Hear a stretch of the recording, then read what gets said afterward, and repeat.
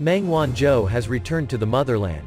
This is a landmark event which carries significance for China's integration with the world and the international order. No matter how China, the US and Canada communicated and negotiated, Washington and Ottawa agreed to release her. The result shows that the US long-arm jurisdiction could be disrupted. This is China's successful challenge to US hegemonism. US unilateral sanctions reached their peak during the era of former President Donald Trump. Statistics from the international law firm of Gibson, Dunn & Crutcher LLP show that the Trump administration imposed 3,900 sanctions during its 4 years in office. This means it waved the sanction stick about 3 times a day.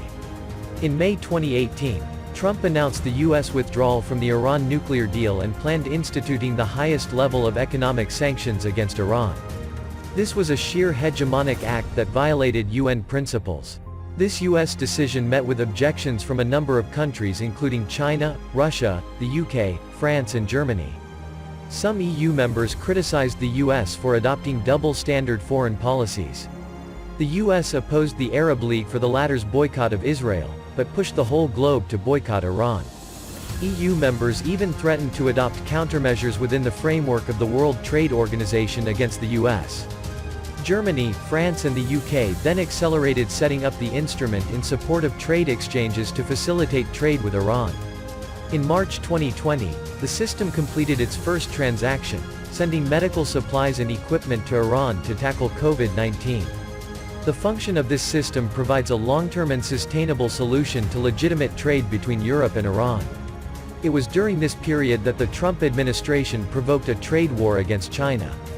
It then adopted a policy to comprehensively contain China's rise. In April 2018, the U.S. imposed sanctions on Chinese telecom giant ZTE Corp.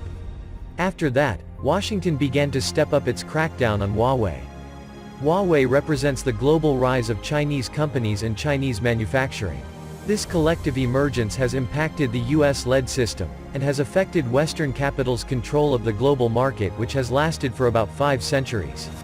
From Huawei's cooperation with Iran, Washington hopes to find problems similar to that of ZTE and then impose sanctions. But to its disappointment, there is no evidence proving that Huawei violated the trade embargo. The US eventually charged Huawei with bank fraud. Its reason was that Huawei did not make it clear to its bank, HSBC, about its business dealings with Iran. This is a complete forgery created by the US side in collusion with certain people at HSBC. Although Meng was released, the US still announced she has entered into a deferred prosecution agreement. Some people worry that Washington will continue its investigation and Huawei may have to accept high fines.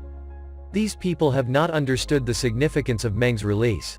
What comes next will probably not be how the US will throw its punches, but how China will punch back. If the US side decides to prosecute Huawei again, what it will encounter first will be China's anti-foreign sanctions law.